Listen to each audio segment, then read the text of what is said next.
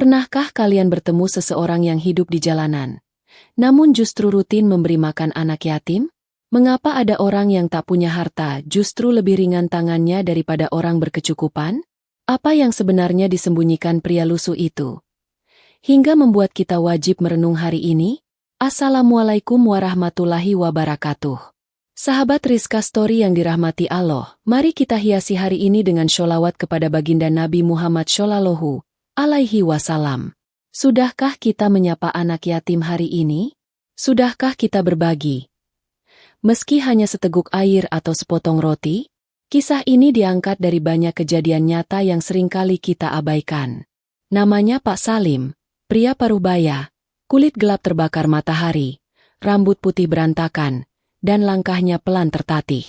Setiap pagi ia menyusuri gang sempit, mengenakan baju yang sama sejak seminggu lalu.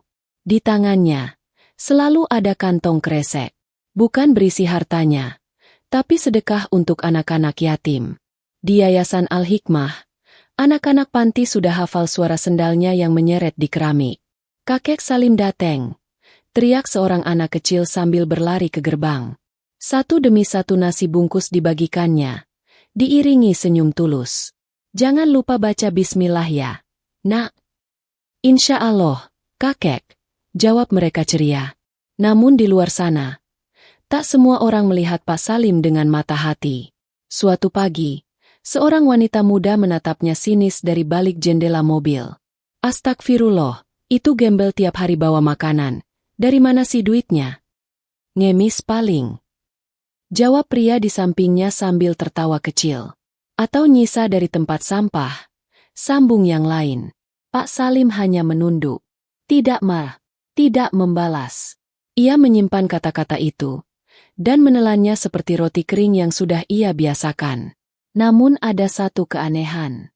Beberapa tetangga sekitar yayasan pernah melihat mobil hitam mewah berhenti di ujung gang malam hari. Seseorang turun dari mobil itu dengan cepat, lalu masuk ke gang gelap menuju lapak Pak Salim biasa berbaring. Tapi keesokan paginya, Pak Salim kembali muncul dengan kresek berisi sedekah, seolah tidak pernah terjadi apa-apa. Pagi itu, langit masih diselimuti mendung. Pak Salim berdiri di depan warung kecil dekat pasar. Tangannya merogoh saku celana lusuh yang mulai sobek. Ia menghitung uang recehan satu persatu. 30.000. Cukup untuk 6 bungkus nasi sederhana. "Bu, tolong bikinkan nasi bungkusnya ya. Pakai telur dan tempe aja," katanya pelan. Penjual warung itu tersenyum. "Seperti biasa ya, Pak Salim? Buat anak-anak panti." Pak Salim mengangguk pelan. "Iya, Bu. Allah yang balas kebaikan panjenengan." Beberapa tukang ojek yang nongkrong di dekat situ mulai tertawa. "Hei, lihat tuh, gembel beli nasi buat orang lain. Luar biasa, yang harusnya dikasih malah ngasih. Jangan-jangan dia pura-pura miskin, biar dikasihani." Pak Salim hanya menunduk. Ia ambil satu-satu bungkus nasi, masukkan ke dalam kantong plastik besar, lalu pergi sambil mengucap pelan, "Semoga kalian diberi hidayah oleh Allah." Di tengah perjalanan menuju yayasan, hujan turun perlahan. Pak Salim tetap melangkah meski bajunya basah kuyup. Sesampainya di panti, anak-anak langsung menyambut. Kakek basah semua. Masuk dulu yuk, keringin badan." "Gak apa-apa, yang penting kalian bisa makan," katanya sambil menaruh plastik berisi makanan di meja kecil. Ketua yayasan, Bu Rahmah, menghampiri dengan wajah khawatir. "Pak Salim, kenapa Bapak setiap hari seperti ini? Bapak sendiri tidur di mana? Makan apa?" Pak Salim tersenyum. "Allah cukupkan saya, Bu. Asal anak-anak ini bisa tersenyum, itu sudah cukup bagi saya." Tiba-tiba, dari luar terdengar suara keras. "Astagfirullah. Gembel itu datang lagi. Kasihan anak-anak panti, jangan-jangan nasi yang dia bawa gak bersih." Pak Salim mendengar, tapi dia hanya memandang langit yang kini makin gelap. Tak apa, hinaan itu hanya hujan kecil. Tapi sedekah ini adalah payung yang menyelamatkan di akhirat. Malam harinya, ketika semua orang tidur, sebuah mobil hitam kembali menjemput Pak Salim di gang sempit. "Selamat malam, Pak Salim," Laporan perusahaan siap di meja kerja. Pak Salim masuk ke mobil sambil berkata, "Baik, tapi nanti. Aku masih ingin tidur di peran malam ini. Besok pagi, aku harus antar sarapan ke anak-anak lagi." Malam terasa dingin, namun Pak Salim duduk di belakang mobil mewah itu dengan tenang. Sopir pribadinya, Pak Darto, menatap cermin tengah dan berkata lirih, "Maaf, Pak, seharusnya Bapak tidak usah repot seperti ini. Orang-orang tidak tahu siapa Bapak sebenarnya." Pak Salim menghela napas panjang. "Biarlah, tuh, biarkan mereka mencibir. Aku tidak butuh pujian manusia. Yang aku cari hanya ridho Allah." Mobil itu terus melaju melewati gerbang besar bertuliskan, PT Nusantara Lestari Sawit. Gedung tinggi menjulang, megah, dengan halaman luas dan penjagaan ketat. Namun di balik seluruh kemewahan itu, hanya satu ruangan yang lampunya menyala, ruang kerja Pak Salim. Ia membuka jas lusuhnya, menggantinya dengan kemeja putih dan jas hitam bersih yang digantung rapi di dalam lemari. Di hadapannya, ada laporan-laporan keuangan dan laporan CSR. "Laba naik 12% tahun ini," ujar salah satu staf yang masuk diam-diam malam itu. Pak Salim hanya mengangguk. "Tapi, sudah kamu tambah alokasi untuk panti asuhan dan beasiswa yatim?" Staf itu sedikit gugup. "Belum, Pak. Tapi, kalau kita geser dananya, bisa memengaruhi investasi luar." Pak Salim berdiri. Wajahnya tetap tenang tapi tegas. "Kita ini hidup bukan untuk memperkaya investor, tapi untuk menolong mereka yang tidak punya. Kalau anak yatim saja kita abaikan, apa gunanya jabatan ini?" Staf itu hanya mengangguk dan keluar perlahan. Pak Salim menatap foto tua yang tergantung di dinding, foto istrinya yang telah wafat dan sebuah yayasan anak yatim di bawahnya. "Dulu, aku juga anak yatim, tuh," ucapnya pelan saat Pak Darto datang membawa teh hangat. "Istriku juga pernah jadi pengurus panti asuhan kecil di desa. Sebelum ajal menjemput, dia minta aku jangan pernah berhenti bersedekah meski orang menghina, meski tubuh ini tua renta." "Dan, Bapak memilih jadi gembel?" tanya Pak Darto hati-hati. "Bukan memilih jadi gembel," jawabnya tersenyum, "tapi memilih hidup yang rendah hati. Karena dari sanalah Allah paling dekat." Menjelang subuh, Pak Salim melepas jas mewah, kembali mengenakan pakaian lusuhnya dan keluar dari kantor lewat pintu belakang. Ia kembali menjadi Pak Salim gembel tua yang setiap pagi membagi sedekah ke anak-anak yatim. Pagi itu, suasana di Yayasan Al-Hikmah lebih ramai dari biasanya. Beberapa relawan baru datang membawa bantuan pakaian dan alat tulis. Namun yang menarik perhatian adalah dua pria muda dari media lokal yang sedang mengambil gambar. "Saya dengar dari warga, ada seorang kakek miskin yang setiap hari membawa makanan untuk anak-anak di sini," ujar salah satu dari mereka kepada Bu Rahmah, kepala yayasan. "Benar," jawab Bu Rahmah sambil tersenyum. "Namanya Pak Salim. Beliau tidak pernah absen, bahkan ketika hujan deras." Seorang jurnalis mengernyit. "Apa tidak mencurigakan, Bu?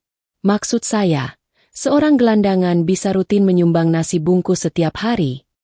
Bu Rahmah hanya menggeleng. "Saya tidak pernah curiga pada orang yang datang dengan kasih sayang. Hati saya percaya, ada sesuatu dalam diri beliau yang tidak bisa dijelaskan dengan logika." Sementara itu, di luar pagar yayasan, Pak Salim kembali datang dengan langkah pelan, membawa plastik putih di tangannya. Namun kali ini, ada beberapa orang yang memandangnya berbeda. Tidak lagi dengan hinaan, melainkan dengan raut penasaran. Salah satu pria muda yang sering mencibirnya di warung, mengikuti diam-diam dari belakang. "Aneh, dari mana dia dapat uang? Jangan-jangan dia itu bandar," bisiknya pada temannya. Pak Salim menyadarinya, tapi ia tetap melangkah tenang, masuk ke dalam pagar dan langsung disambut tawa anak-anak. Namun pagi itu, sesuatu yang tidak biasa terjadi. Seorang pria berpakaian formal, dengan jas hitam dan sepatu mengkilap, berdiri menunggu Pak Salim di ujung gang setelah ia keluar dari panti. Pak Salim tertegun sejenak, lalu menghampiri. "Direktur cabang baru kita, ya?" tanyanya sambil tersenyum kecil. Pria muda itu langsung membungkuk. Iya, Pak, saya diperintahkan untuk menemui Anda hari ini, langsung di lokasi. Beberapa orang yang melihat kejadian itu terdiam. Loh, gembel itu dipanggil. Pak, sama direktur muda. Bisik seorang ibu dengan wajah bingung. Jangan-jangan, dia orang penting. Pak Salim menepuk bahu direktur muda itu. Bagus. Tapi kau harus belajar langsung dari lapangan. Jangan duduk terus di balik meja. Orang yang besar harus tahu caranya jadi kecil. Lalu Pak Salim berjalan meninggalkan kerumunan. Wajahnya tetap tenang. Tapi bisik-bisik orang mulai menyebar. Siapa sebenarnya kakek itu? Malam itu, di ruang sederhana di lantai paling atas kantor pusat PT Nusantara Lestari Sawit, Pak Salim membuka kembali sebuah kotak kayu kecil yang sudah berdebu. Di dalamnya, terdapat selembar foto tua. Seorang perempuan tersenyum bersama anak-anak yatim di depan sebuah bangunan reot. Di balik foto itu tertulis tangan halus. Sedekah adalah jalan menuju surga. Mas, jangan pernah berhenti, walau tubuhmu tak lagi kuat. Pak Salim menutup mata. Air mata mengalir perlahan. Itu janji saya, Bu. Sampai nafas terakhir. Tak lama kemudian, Pak Darto mengetuk pintu. Maaf, Pak. Besok pagi, ada pertemuan investor Jepang. Mereka ingin bertemu dengan pemilik utama langsung. Pak Salim tersenyum. Batalkan. Maaf. Besok hari Jumat. Saya harus ke panti. Anak-anak menunggu sarapan. Tapi, ini peluang besar untuk ekspansi ke Kalimantan Timur, Pak. Pak Salim menatap dalam-dalam wajah sopir setianya itu. Tuh, apa artinya memperluas lahan sawit? Kalau aku kehilangan tanah keberkahan dari dua anak-anak yatim? Pak Darto hanya bisa menunduk. Pagi harinya, seperti biasa, Pak Salim kembali menyusuri jalanan kota dengan pakaian lusuhnya. Namun kali ini, tanpa ia sadari, beberapa kamera dari wartawan lokal mulai merekam geraknya. Salah satu video itu viral di media sosial. Judulnya, Gembel Pemberi Sedekah. Siapa dia sebenarnya? Komentar pun meledak. Aku kenal dia. Dia suka beli nasi bungkus banyak tiap pagi. Orang itu sering tidur di bawah jembatan dekat rumahku. Tunggu. Wajahnya mirip pemilik PT NLS yang pernah muncul di majalah bisnis tahun lalu. Dan benar saja. Seseorang mengunggah tangkapan layar wajah Pak Salim ketika mengenakan jas formal di sebuah konferensi bisnis. Ini orang yang sama. Tulis seorang netizen dengan penuh keterkejutan. Di panti, saat Pak Salim sedang mengikat kantong plastik berisi nasi bungkus, seorang wartawan tiba-tiba menghampiri. Pak, maaf. Apakah benar Anda adalah pemilik perusahaan sawit terbesar di Indonesia? Pak Salim menoleh, tersenyum, dan menjawab lirih. Saya cuma hamba Allah yang sedang menepati janji kepada istri saya, dan menjaga amanah dari masa kecil saya yang penuh luka. Kerumunan mulai berdatangan. Orang-orang mulai menyadari kebenaran itu. Mereka yang dulu mencibir, kini memandangnya dengan mata terbelalak dan wajah menunduk malu. Namun Pak Salim tetap berjalan seperti biasa, dengan langkah tenang, membawa sedekah untuk anak-anak yatim. Hari itu, suasana Yayasan Al-Hikmah mendadak ramai. Bukan karena ada acara besar, tapi karena puluhan warga datang ingin melihat langsung sosok Pak Salim. Bukan lagi sebagai gembel sedekah, tapi sebagai bos besar yang selama ini menyamar di balik pakaian lusuh. Sebagian datang membawa maaf. Sebagian lain masih tak percaya. Pak, saya minta maaf. Kata pria tukang ojek yang dulu sering mencibir. Saya yang dulu bilang Bapak ngemis. Bilang Bapak cuma pura-pura dermawan. Ia menunduk, menahan air mata. Pak Salim menepuk pundaknya. Tidak apa, Nak. Kalau tidak dihina, saya tak akan belajar ikhlas. Kalau tak dicibir, saya tak akan tahu seberapa kuat niat saya untuk tetap memberi. Tangis pria itu pecah. Di belakangnya, beberapa warga lain ikut risak. Sementara itu, media mulai menggali lebih dalam siapa sebenarnya Pak Salim. Nama lengkapnya, Salim Rashid, pemilik utama PT Nusantara Lestari Sawit, salah satu perusahaan sawit terbesar di Asia Tenggara. Selama ini, Ia sengaja menyembunyikan identitasnya.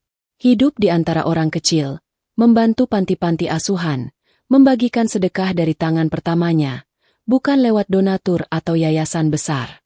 Aku pernah miskin, bahkan lebih miskin dari kalian yang di jalanan, ucapnya dalam wawancara terbuka pertama di halaman panti.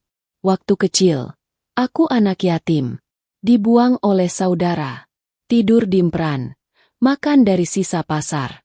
Tapi justru dari situlah, Allah beri aku rasa cukup. Ia berhenti sejenak. Sampai akhirnya Allah beri jalan rezeki lewat ladang-ladang sawit. Tapi aku tahu semua itu bukan untukku sendiri. Ada hak anak yatim. Ada hak duafa. Ada hak untuk mereka yang tidak mampu. Kamera merekam. Orang-orang terdiam. Namun bukan kekayaannya yang membuat semua terkesan, melainkan kesederhanaannya, ketulusannya. Kenapa tidak tinggal di rumah mewah, Pak? Tanya seorang wartawan. Pak Salim tersenyum kecil. Apa gunanya kasur empuk? Kalau hati tak tenang, apa gunanya rumah megah? Kalau tangis anak yatim terus terdengar dari jalanan. Dari kejauhan, anak-anak panti menyanyikan lagu kecil yang biasa mereka lantunkan saat Pak Salim datang. Kakek Salim pahlawan kami. Kakek Salim pelita hati. Tangis Pak Salim pecah. Bukan karena hinaan, bukan karena kabar viral, tapi karena doa anak yatim yang ia rindukan, jauh lebih berharga dari semua harta yang ia miliki. Fajar perlahan menembus langit kota. Burung-burung mulai bersuara, dan udara pagi terasa sejuk dengan kabut tipis yang menyelimuti. Di halaman Yayasan Al-Hikmah, Pak Salim duduk di bangku kayu panjang, mengenakan sarung dan jaket lusuh kesayangannya. Wajahnya menatap langit, tenang, teduh, dan damai. Anak-anak yatim mulai bangun satu persatu dan menghampiri, memeluknya erat. Aisyah, gadis kecil berkerudung merah muda yang selalu memanggilnya, kakek, duduk di pangkuannya. Kakek. Sekarang semua orang tahu kakek itu orang kaya. Tapi kenapa kakek lebih suka tidur di jalanan dan pakai baju jelek kayak gini? Pak Salim mengusap kepala Aisyah dengan lembut.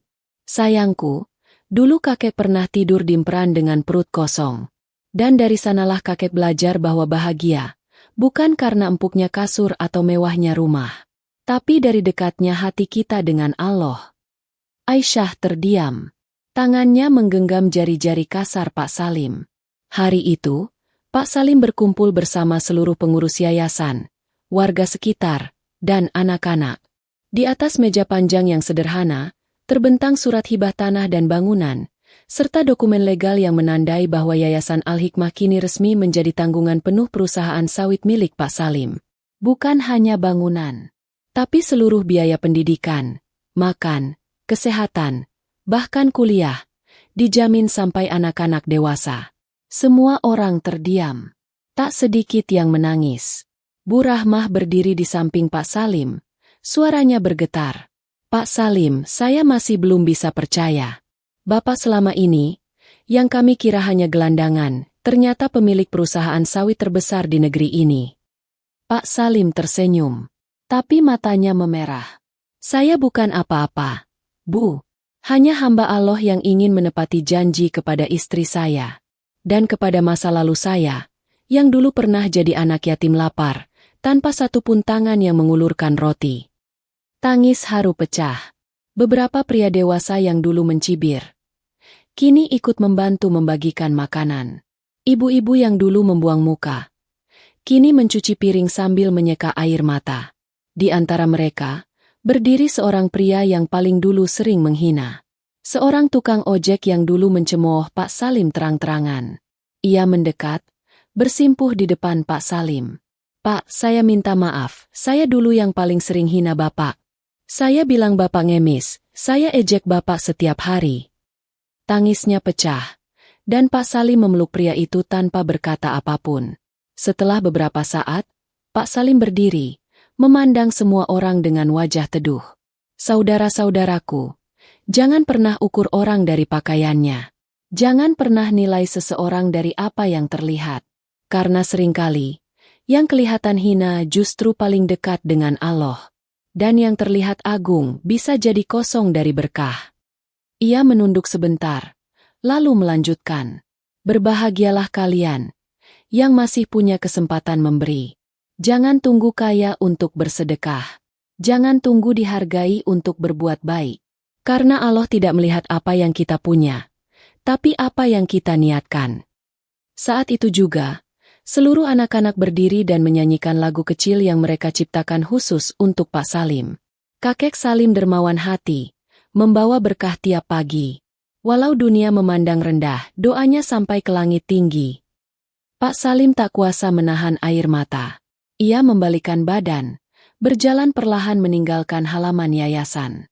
Tidak dengan mobil mewah, tidak dengan kamera, tidak dengan pengawalan. Hanya langkah kaki dan senyuman yang ia wariskan pada dunia yang tak pernah tahu siapa sebenarnya dia. Dan di dalam dadanya, hanya satu doa yang terus ia bisikan. "Ya Allah, jangan berhenti beri aku kesempatan untuk memberi. Karena dari sinilah aku merasa paling hidup dan paling dekat dengan MU."